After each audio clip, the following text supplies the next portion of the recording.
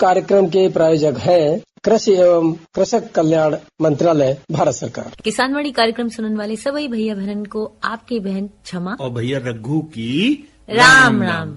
और बताओ रघु भैया, क्या हाल चाल है? खेती बाड़ी सब कैसी चल रही है भैया? क्षमा बहन, हालचाल भी ठीक है और खेती बाड़ी को काम जो है वो भी सही चल रहा है। आप सुना, वो कैसी चल रही खेती बाड़ी? भैया बढ़िया चल रही है और बस गेहूं कटाई के लिए तैयार खड़े हैं। अच्छा। बस 2-4 दिनों में ही कटाई हो जाएगी इसकी। हाँ बिल्कुल, क्योंकि कुछ भैया तो हमारे काटन लागे हैं और कुछ भैया अभी जा है कि जिनके पके ना हैं या थोड़े से बह रह गए हैं तो वे अभी थोड़ा इंतजार कर रहे हैं। तो अब मुझे लागत है कि हफ्ता 15 दिन में सबकी कटाई हुई जाएगी। और क्षमा बहन, घर में सब ठीक ठाक है? हाँ रघु भैया, ठीक ठाक है घर में। बस थोड़ो मौसम की वजह से सबकी तबीयत थोड़ी सही नहीं चल रही है। आजकल वायरल बहुत चल रहा है। हाँ, तबीयत थोड़ी ढीली ही चल रही है। बिल्कुल। अब वो है का असल में क्षमा बहन की मौसम बदल रहा है और कऊ गर्म है तो कऊ ठंडो है। हाँ भैया। तो बाई हिसाब से थोड़ा सा परिवर्तन आता है और मौसम के साथ थोड़ी बहुत समस्याएं तो लगी रहती हैं। और रघु भैया देखो, गर्मी तो पूरी तरह पड़ना ही रही है और रात में पंखा चला लो तो ठंड लग जाता है और ना चलाओ तो मच्छर काटते हैं। लेकिन हम अपने भैया बहनों से जाई कहेंगे कि मच्छरदानी का प्रयोग जरूर करें रात में। बिल्कुल। और पूरी आस्तीन के कपड़े पहने और जहां तक हो एकदम से बाहर से आए तो एकदम से ये ना है कि पंखा चला लें, ठंडा पानी पी लें। जब बदलते मौसम में जा करने से बहुत तबीयत खराब हो जाता है। बिल्कुल। क्षमा बहन, देखो बातचीत तो हम करेंगे अपने भैया बहनन से, पहले पूछ लेते हैं आज को सवाल। तो आज को सवाल है, गेहूं की राष्ट्रीय औसत उपज कितनी है? सवाल भैया एक बार फिर से सुन लो, गेहूं की राष्ट्रीय औसत उपज कितनी है? और जाको जवाब को मिलान हम कार्यक्रम के आखिर में करवा लेंगे। बिल्कुल। क्षमा बहन, देखो हम खेती सब तरीका की करते हैं। कुछ भैया हमारे गेहूं धान गन्ना की खेती करते हैं, कुछ भैया हमारे फूलन की खेती करते हैं, कुछ भैया हमारे औषधीय फसलन की खेती भी करते हैं और बहुत से हमारे भैया हैं जो बरेहानी की खेती करते हैं। मतलब बरेहाने को मतलब जो है साग सब्जी की खेती करते हैं। हाँ भैया। तो ऐसे में कहा है कि इस समय हमारे भैया बहन के खेतन में टमाटर और मिर्च की जो फसल है वह लगी भी है और आप देख रही हो कि बाजारों में खूब आवक है टमाटर की, हरी मिर्च की। हाँ भैया, आजकल तो ठेले पूरे देख लो कि निरे टमाटर ही टमाटर रखे हुए हैं या मिर्चे ही मिर्चे हो रही हैं। बिल्कुल। अब ऐसे में क्या है कि ये सब चीजें बाजार तक तभी पहुंचती हैं जब खेत में अच्छे से तैयार हुई जाती हैं। हाँ, जाके ले करनी होती है हमें इनकी देखभाल। और रघु भैया, टमाटर और मिर्च की देखभाल करने के लिए सबसे ज्यादा जरूरी होता है कि हमको अपने खेत में कितनी सिंचाई करनी है। जहाँ बात को सही से ज्ञान होना चाहिए। बिल्कुल। कितनी सिंचाई करनी है, कब खादों का उपयोग करना है और कब उनकी तोड़ाई करनी है या खरपतवार होने पे हमें खरपतवार निकालने हैं। और अगर कऊ सब्जी में कीट लग जाए तो बाको इलाज भी करना पड़ता है। बिल्कुल, बहुत अच्छी बात आपने कही, क्योंकि क्या है कि देखभाल में हमारी यही चीज आती है, सिंचाई है, खरपतवार नियंत्रण है। हाँ। या कोई बीमारी हमारे पौधा को लग रही है तो बाको हम उपचार सही समय पे अगर कर देंगे तो हमारी फसल से हमें अच्छा उत्पादन मिल जाएगा। और हमारे भैया कर भी रहे होंगे, जो हमारे भैया बहन टमाटर और मिर्च की खेती करते हैं वे अपनी फसल की देखभाल कर भी रहे होंगे। तो जा है कि भैया सुबह शाम अपने खेत पे जाएं, देखें, निगरानी करें और फसल जब तैयार हुई जाए तो बाको सही समय से तोड़ के बाजार ले जाएं। और रघु भैया, जब फसल पूरी तरह हो जाता है और सही समय पर बाजार पहुंच जाते हैं तो उसको मूल्य भी अच्छा प्राप्त होता है। बिल्कुल, क्योंकि हम ही लोग हैं, अगर जब कोई चीज खरीदन जाते हैं बाजार तो जो चीज सही देखने में लगती है बाई की तरफ को दौड़ते हैं। हाँ, क्योंकि अगर हमारी जो सब्जी सूखी भी होगी या हमें लगेगी अच्छी ना है तो हम क्यों लेंगे। हाँ, तो इसलिए क्या है कि सही समय पे अगर ले जाएंगे हमारे भैया तो बाको सही मूल्य मिल जाएगा। और रघु भैया, आज हम अपने कार्यक्रम में विशेषज्ञ की राय के अंतर्गत सुनवा रहे हैं एक वार्ता। विषय हो हरी खाद का महत्व और जाय पर विस्तार से जानकारी दे रहे हैं डॉक्टर विनय वर्मा। तो आवो भैया बहनों सुन लेते हैं जब वार्ता। किसान भाइयों नमस्कार। किसान भाइयों, हम अपने खेतों से लगातार फसलें उगाते रहते हैं। तो ऐसे में क्या होता है कि पोषक तत्वों की खेतों में कमी होने लगती है और कभी कभी हम पर्याप्त मात्रा में गोबर की खाद, कंपोस्ट खाद नहीं डाल पाते हैं, जिसकी वजह से जो पोषक तत्व है उनकी आपूर्ति नहीं हो पाती है। साथ ही साथ मिट्टी की जो दशा है वो भी बिगड़ने लगती है। इसलिए जरूरी है कि खेतों में जिस प्रकार से हम ज्यादा फसलें ले रहे हैं उसी हिसाब से कार्बनिक पदार्थ का खेतों में होना, मिट्टी में होना बहुत जरूरी होता है। और ये कार्बनिक पदार्थ गोबर की खाद, वर्मी कंपोस्ट या कंपोस्ट से मिल सकते हैं। इसके साथ ही साथ हम जो हरी खाद है उसके माध्यम से ये कार्बनिक पदार्थ खेत में पहुंच सकते हैं। हरी खाद का मतलब है, हरी खाद जिसे हम ग्रीन मैन्योर कहते हैं, मतलब ये है कि जो हरे पौधे होते हैं उनको हम मिट्टी में जब दबा देते हैं और वो सड़ जाते हैं, उसके बाद जो पोषक तत्व मिलते हैं जमीन में, उसको हम हरी खाद देना कहते हैं। और इस हरी खाद से फायदे बहुत होते हैं। एक तो कार्बनिक पदार्थ की मात्रा खेतों में बढ़ जाती है, भूमि की उर्वरा शक्ति बढ़ जाती है, मिट्टी की जो जल धारण क्षमता है वो बढ़ जाती है, मृदा की जो संरचना है उसमें विकास होता है और साथ ही साथ पोषक तत्वों में वृद्धि होती है। और दलहनी जब हम हरी खाद का प्रयोग करते हैं तो उसमें नाइट्रोजन जो वातावरण की है वो भी कुछ बैक्टीरिया जड़ों में संरक्षित कर देते हैं, जिससे खेत में अतिरिक्त नाइट्रोजन मिल जाती है। तो ये कुछ बातें हैं जो हरी खाद से जुड़ी हुई हैं। अब बात आती है कि हरी खाद कैसे डाली जाए, कब डाली जाए, क्या इसकी प्रक्रिया है। तो हम यही कहना चाहेंगे कि हरी खाद गर्मी के मौसम में यानी धान की रोपाई से पहले, खरीफ मौसम की फसल लेने से पहले हरी खाद का प्रयोग किया जाता है। और हम बुआई करते हैं, उसके 1.5 महीने के बाद जब फसल बड़ी हो जाती है, हरी भरी पत्तियां होती हैं, तब हम उनको खेत में पलट देते हैं।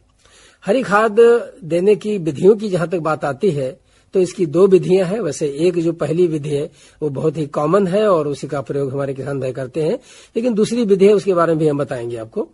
हरी खाद की जो पहली विधि है वो ये है कि खेत में हरी खाद वाली फसल उगाकर उचित अवस्था में जैसे फूल निकलने लगते हैं उस दौरान तक इंतजार करते हैं और उसके बाद मिट्टी में हम दबा देते हैं। इस विधि में हरी खाद की फसल को उसी खेत में उगाया जाता है और जिसमें हम हरी खाद देना चाहते हैं, और फसल को उचित समय में खेत में हम जोत देते हैं, उसके बाद सिंचाई कर देते हैं। और इस रूप में जब हम हरी खाद देते हैं तो कौन सी ऐसी फसलें हैं ये जानना बहुत जरूरी है, क्योंकि किसान भाई जानना चाहेंगे कि कौन सी हरी खाद के लिए हम फसल का चुनाव करें जो फायदेमंद हो, कम अवधि में उससे लाभ अधिक मिल जाए। तो इसके लिए सनई है, ढैंचा है, ग्वार है, उड़द है, मूंग है, लोबिया है, बरसीम, रिजका, सैंजी, बहुत सारी फसलें ऐसी हैं जो उगाई जा सकती हैं। और अप्रैल के महीने में या अप्रैल के अंत में हम इसकी बुआई करते हैं और उसके बाद में मई के अंत तक हम उसको जोत देते हैं, या कभी कभी जून के प्रथम सप्ताह तक उसको खेत में मिला देते हैं। तो ये तो पहली विधि हुई कि हम उसी खेत में उनको उगा करके और उसी में हम पलटने वाले हर से उसको जोत देते हैं और फिर उसके बाद सिंचाई कर देते हैं और 10-12 दिन में ये सड़ जाती हैं पत्तियां इसकी और कार्बनिक पदार्थ के रूप में परिवर्तित होकर मिट्टी में मिल जाती हैं। दूसरी विधि यह है कि जिस खेत में हमें हरी खाद डालनी है उसमें वो पौधे न उगाएं, बल्कि दूसरी जगह पर हम उन पौधों को उगा करके और इन हरी खाद को, हरी जो पत्तियां होती हैं उनको हम डालते हैं उसमें। कहने का तात्पर्य है कि जिस खेत में आवश्यकता है उसमें उन फसल को न उगाकर दूसरी जगह से हम उन पत्तियों को, हरी भरी पत्तियों को लाते हैं और इसमें हम खेत जुताई करके डाल देते हैं और मिट्टी पलटने वाले हल से जुताई करके उसी में दबा देते हैं। इसमें क्या हो सकता है कि कुछ पेड़ पौधे हैं बड़े बड़े जिनको हम उगा नहीं सकते, लेकिन दूसरी जगह पर लगे होते हैं तो उनकी पत्तियों को ले लेते हैं। कुछ फसलें हैं उनकी हरी पत्तियों को हम कोमल शाखाओं को तोड़ लेते हैं। इस प्रकार से पूरे खेत में बिछा देते हैं, जुताई कर देते हैं और सिंचाई कर देते हैं और वो सड़ जाते हैं। तो इसमें क्या होता है कि जिस खेत में हमें डालना होता है उसमें जरूरी नहीं है कि हम उसमें बुआई करें, बल्कि कुछ पेड़ हैं जैसे नीम है, सुबबूल है, करंज है, अमलतास है, ढैंचा है, सफेद आक, महुआ, सदाबहार, कई ऐसे पेड़ हैं जिनकी हरी भरी पत्तियां होती हैं और ये बड़े बड़े वृक्ष होते हैं, उनकी पत्तियों को तोड़ करके अपने खेत में मिला देते हैं। तो ये तरीके हैं 2 जिनके माध्यम से हरी खाद हम डाल सकते हैं। अब बात आता है कि हरी खाद की फसल का चुनाव, तो उसको हम आपको बता चुके हैं कि कुछ फसलें ऐसी हैं जिनका हम इसके लिए प्रयोग करते हैं। बस कुछ गुण होने चाहिए और गुण यही है कि कम समय में तैयार हो जानी चाहिए, हरा पदार्थ उनमें ज्यादा होनी चाहिए और काटने का जहां तक समय है यानी पलटने का समय है और फूल जैसे आने लगे उसी दौरान पलट देना चाहिए। ऐसे प्रजाति लेनी चाहिए जिसमें वानस्पतिक वृद्धि बड़ी तेजी से हो जाए, ताकि कम समय में जो जैव पदार्थ हैं जिनको हम कार्बनिक पदार्थ कहते हैं वो अधिक उत्पादन हो सके। फसलों की जड़ें मिट्टी में गहराई तक जानी चाहिए ताकि मिट्टी की निचली परतों में मौजूद पोषक तत्वों और नमी का बेहतर उपयोग हो सके। और चुनाव की गई दलहनी फसल में अधिकतम वायुमंडल नाइट्रोजन का यौगिकीकरण करने की क्षमता होनी चाहिए ताकि वायुमंडल की नाइट्रोजन को भी हम जमीन में संरक्षित कर सकें। ऐसी फसलों का चयन करना चाहिए जिनमें पानी की मांग कम हो और सूखे जैसी स्थितियों में भी उपज देने की क्षमता उसमें होनी चाहिए। रोग कीड़े मकोड़े कम लगे तो और अच्छा है, क्योंकि हमें उससे उत्पादन नहीं लेना है बल्कि उसी फसल को मिट्टी में दबा देना होता है। और बीज आसानी से मिल जाए, सस्ते भी हो तो और अच्छा है। जहां तक लाभ का सवाल है तो हरी खाद के कुछ लाभ हैं जिनको ध्यान में रख करके ऐसा किया जाता है। एक तो मिट्टी की उर्वरा शक्ति बढ़ जाती है। हरी खाद का उपयोग मिट्टी में नाइट्रोजन की मात्रा बढ़ाने में मदद करता है, क्योंकि दलहनी पौधे वायुमंडलीय नाइट्रोजन को मिट्टी में फिक्स कर देते हैं। इससे रासायनिक उर्वरकों की आवश्यकता कम पड़ती है। मिट्टी की संरचना में सुधार हो जाता है। मिट्टी में जल धारण करने की क्षमता बढ़ जाती है। मिट्टी भुरभुरी हो जाती है। फसल की जड़ों को बेहतर पोषण मिलने लगता है। ये इससे फायदा होता है। हरी खाद डालने से ये भी होता है कि जैविक पदार्थों की मात्रा खेत में बढ़ जाती है, और जिसकी वजह से जो सूक्ष्म जीव होते हैं उनके विकास का वातावरण तैयार हो जाता है। और हम किसान भाइयों को कई बार बता चुके हैं कि सूक्ष्म जीव किस प्रकार से लाभकारी हैं। जो भी हमारे सड़े गले पदार्थ होते हैं इनको सड़ाने का काम जो होता है वो सूक्ष्म जीवों का ही होता है, इसलिए बहुत जरूरी है। खरपतवारों कीट नियंत्रण हो जाता है, क्योंकि हरी खाद की फसलें मिट्टी को ढककर खरपतवारों के विकास को नियंत्रित कर देती हैं और कुछ फसलों के निकलने वाले रसायन कीटों को भी दूर रखते हैं। पर्यावरण संरक्षण में बहुत बड़ी भूमिका है, क्योंकि जिस प्रकार से हम रासायनिक जो उर्वरक है उनका प्रयोग करते हैं, तो जब हरी खाद डालेंगे तो उनका प्रयोग कुछ कम हो जाएगा, जिसकी वजह से हमारा पर्यावरण भी सुरक्षित रहेगा, साथ ही साथ पानी भी दूषित नहीं होगा, मिट्टी भी दूषित नहीं होगी। जहां तक सवाल है कि किसानों को लागत भी कम करनी पड़ेगी, क्योंकि हरी खाद सस्ती पड़ेगी और हम रासायनिक दवाएं डालेंगे, रासायनिक उर्वरक डालेंगे तो महंगे पड़ते हैं। पोषक तत्वों का जो चक्र है वो बड़ा संतुलित हो जाता है। हरी खाद मिट्टी में सूक्ष्म जीवों की संख्या को बढ़ाती है और जो पोषक तत्वों का चक्र होता है उसको संतुलित करने में मदद मिलती है। तो ये कुछ बातें ऐसी हैं जो हमारे किसान भाई ध्यान रखें और हरी खाद का प्रयोग जरूर करें, क्योंकि फसलों की संख्या हम अपने खेत से अधिक लेते हैं। साल भर में 2, 3, कभी-कभी 4 फसलें भी ले लेते हैं और फिर हमें उत्पादन बढ़ाने के लिए रासायनिक दवाओं, रासायनिक कीटनाशकों और अन्य दवाइयों का प्रयोग करना पड़ता है। इसकी कमी होगी और पोषक तत्व आसानी से मिल जाएंगे। तो ये तो रही किसान भाइयों जानकारी हरी खाद की, और समय आ रहा है तो इसलिए खेत को तैयार करके हरी खाद की बुआई जरूर आप कर दें। बहुत बहुत धन्यवाद, नमस्कार। अब हमारे भैया बहन सुन रहे विशेषज्ञ की राय के अंतर्गत वार्ता हरी खाद का महत्व, जब विषय पे जानकारी दे रहे भैया डॉक्टर विनय वर्मा। तो देखो क्षमा बहन, डॉक्टर साहब ने कार्यक्रम में बताई कि किस तरह से हमें हरी खाद अपनी खेतन में प्रयोग करना चाहिए और बासे कितने फायदा हमारी जो भूमि है वाको हुई जाते हैं। और रघु भैया, आज दिन है गुरुवार, और गुरुवार के दिन हम सुनवाते हैं महिला कृषक अनुभव के अंतर्गत काऊ न काऊ बहन के खेती-बाड़ी के अनुभव। तो आज जाई क्रम में अपने अनुभव साझा कर रही हैं वीरवती जी भैया रविंद्र कुमार से। आपका नाम? वीरवती। वीरवती, आपके गांव का क्या नाम है? भोलापुर। भोलापुर ये कौन से जिले में पड़ता है? रामपुर जिले में। रामपुर जिले का गांव है। और हम देख रहे हैं आज आप अपने मिर्च के खेत में हैं और आपके साथ साथ और भी महिलाएं हैं वो खेतों में काम कर रही हैं। तो इस समय क्या काम चल रहा है? मिर्च की तोड़ाई हो रही है। अच्छा, हम देख रहे हैं कि हरी मिर्च की तोड़ाई कर रही हैं आप। तो ये तोड़ाई करने के बाद क्या होता है इसका? ये हरी मिर्च मंडी के लिए जाती है। अच्छा, फिर ये व्यापार खरीद लेते हैं। व्यापारी खरीद लेते हैं। तो लगभग कितने बीघे में मिर्च है आपकी? 50 बीघे। 50 बीघे में मिर्च की खेती हो रही है आपकी। और आप इतना मतलब आपके घर में कौन कौन है? मम्मी पापा, 2 भाई भाभी। अच्छा। और एक भतीजी एक भतीजा। आपने कहाँ तक पढ़ाई की है? इंटर तक। और पढ़ाई के साथ साथ आप घर वालों का हाथ बटाती हैं खेती के कामों में? जी। बहुत अच्छी बात है। और ये आप युवा हैं, आपने इंटरमीडिएट तक पढ़ाई की है और एक युवा सोच के साथ साथ अगर आप खेती में भी सहयोग कर रही हैं तो ये अच्छी बात है। इससे परिवार की भी तरक्की होगी। तो आगे पढ़ने का क्या इरादा है? अब पढ़ाई बंद कर दी, अब कोई इरादा नहीं है। बस परिवार के साथ खुश हैं, उनका ही काम में हाथ बटा रहे हैं। अच्छा, खेती कर आगे पढ़ेंगी नहीं? अच्छा अच्छा, चलिए। तो खेती में आप हाथ बटा रही हैं। और कौन कौन सी खेती आपके घर में होती है? धान है, केला था, केला खत्म कर दिया, गेहूं, मिर्च, बस। अच्छा, जैसे ये देखा जाता है कि ज्यादातर लोग गेहूं और धान की खेती करते हैं, उससे अलग हटके आपने बताया कि आपके घर में केले की भी खेती होती है और मिर्च के खेत में तो हम इस समय खड़े हैं। तो ये कैसे आपके मतलब पापा ने सोचा, मम्मी ने सोचा, आपने सोचा कि कुछ अलग हटके खेती की जाए? क्योंकि देखा था कि कोई बचत नहीं हो रही थी, इसलिए किसी ने बताया आप मिर्च की खेती करें, इस वजह से लगाई थी मिर्च। अच्छा, मतलब इस खेती में ज्यादा बचत है और एक तरह से देखा जाए तो ये नकदी फसल के रूप में है। मान लो आज आपकी मिर्च मंडी जाएगी तो आज तुरंत इसका भुगतान हो जाता होगा। जी। अच्छा अच्छा, तो जैसे ये मिर्च की खेती है, आप चूंकि अपने घर वालों का सहयोग कर रही हैं, खेती में कर भी रही हैं, तो इस खेती के लिए क्या क्या काम करने होते हैं? इनमें मिर्च की खेती में क्या क्या काम खेतों में किया जाता है? मिर्च लगती है, नराई भी होती है, फिर पानी, दवा, खाद, फिर तोड़ाई, बस इतना ही काम है इसमें। और अच्छा अच्छा, और ये आपके साथ जो महिलाएं मिर्च की तोड़ाई कर रही हैं, तो ये आपके गांव की हैं? जी। अच्छा, तो जैसे इनको क्या मिलेगा इसमें? इन्हें 4 रुपए ही तोड़ाई दी जाएगी।